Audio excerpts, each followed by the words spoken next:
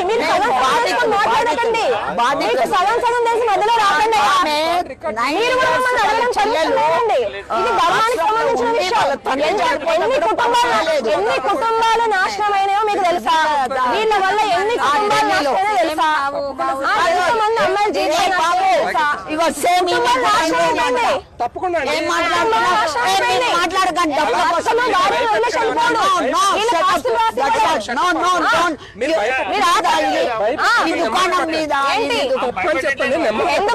ఎందుకు చెప్పండి? జనాలకు నిజం చెప్పండి, జనాలకు సమాధానం చెప్పమని రండి.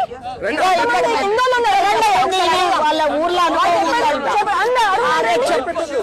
అడుగురండి. మీరు మాట్లాడదు, మీరు బ్రహ్మకుమారికి సంబంధించి